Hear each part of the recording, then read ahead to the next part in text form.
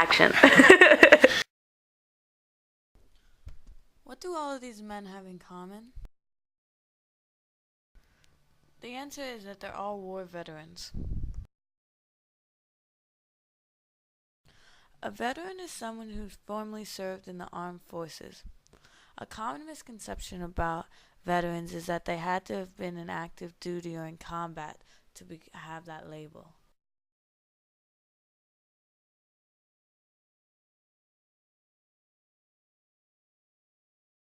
Hi, my name is Roy. I'm an Israeli. I'm 23 now. I graduated from high school in 1962. I settled on going in the Army. I'm Don Mandel. I'm going to talk about my experience in the Israeli Army. My name is Philip Meyerowitz. I'm 58 years old. I joined the Army in September 1967. I served from 67 to 70. Okay. I went to Vietnam in September 1968. When I was 18, I joined the army, the Israeli army. And in Israel, you gotta join the army when you reach 18 after high school. I was in Golani, it's some kind of a unit. If you say Golani, it's, I don't know, something big in Israel. They teach you how to be with a gun. You do everything with a gun. It's unusual for an 18 years old to carry a gun. I was a sharpshooter. I served 3 full years. I was a fighter. I saw a lot of things.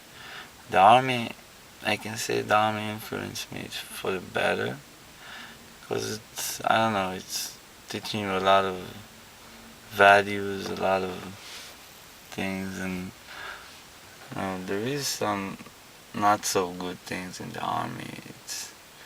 I don't think about it's you're 18 and you're seeing things that normally, I don't know, nobody's supposed to see. And you're seeing death and everything around you. It's bad. But the army matured me a lot.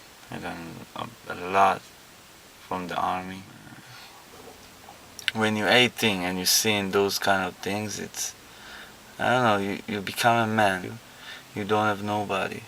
You have your friends that watch your back, and that's it. You're literally fighting. You're literally fighting for your life. So when you go through stuff like that, you're really guarding your life, because one day you can be all smiling and making fun with your friends, and the other day you're somewhere, I don't know, hearing gunshots. I mean, we were in Vietnam, but we certainly were not in a war. So, I mean, I supported the war when I went in the Army. I went in, I signed up for 4 years, and I got into the Army Security Agency, which was a non-combatant outfit, which was good. But I learned Morse code and that sort of thing, and I had 3 years in Europe. Essentially, I had a job in Europe for 3 years. Really, as soon as the war got started and I started hearing stories and things, I certainly became anti-war. High school was a miserable place. But I mean, the Army let me drink beer, let me date girls. I mean, it was great. I'm having a good time. So.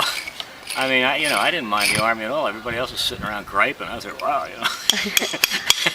So, I don't know. I mean, did it affect me? I suppose it did. I mean, it got me thinking about some things, certainly. I don't know. I mean, I don't think it had a negative effect on my life. I really think it was a very positive effect. I mean, I knew one guy who did. He got sent over there and never came back. He got killed. But I personally did not have experience in the military. Right. But it was just out of luck. I mean, they could have sent me anytime. Yeah. I just kept my nose clean in Germany and didn't make any noise and just laid low.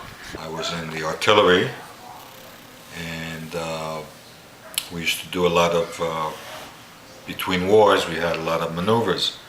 And maneuvers, we practice a lot, and artillery is very loud. And it affected my hearing. A lot of maneuvers. I was in the Yom Kippur War in 1973, and we had shells falling among us. At one point, a shell fell like 20, maybe 20 yards from us, and set the ammunition tent on fire. And of course, all the bullets and started whizzing by, and it was kind of a harrowing experience. I'm being treated by the VA for post-traumatic stress disorder, which the military diagnoses as a traumatic event happening in combat. As you can see, that Vietnam is still a part of my life 40 years later, and my life, the timeline starts probably when I was there. People ask me what I was like before, and I really can't give them an answer because I don't remember. And all these years later, it's had an adverse effect on my life. Relationships, how I deal with things in life, anger, the way I look, the tattoos. Because these are issues that I lived with 40 years ago. You see men killed in combat, you see men maimed. The difference between now and then is that the government and the military recognized, or actually has recognized, PTSD as an absolute issue in a soldier's life. Mm-hmm. Part of the symptoms of post-traumatic stress disorder is your inability to maintain a relationship, anger, frustration, trying to get a point across, and looking at that person and saying, why don't you understand? Sleepless nights, nightmares, flashbacks, just realizing that your mind isn't here, but 40 years ago in Vietnam. Most of my experiences in Vietnam, what I suffer from are combat related, coming under attack, being put out in the open, just, realizing that at any moment you could be gone. Right now, because of what's happening in Iraq and Afghanistan, it's affecting me probably more directly than somebody who hasn't served. Right.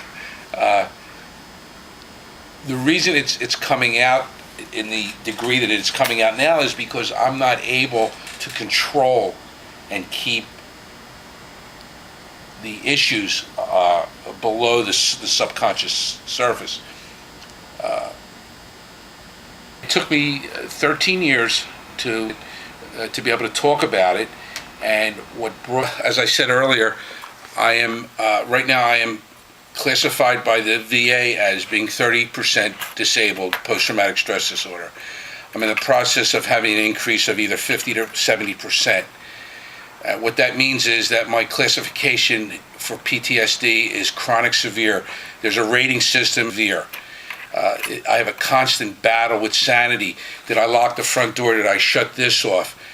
Did I lock my car? And even though I can stand there and look at it, my mind is telling me that I need to check it. Just, instead of being an obsessive compulsive disorder, this is a disorder that PTSD has brought about. Thank you for watching.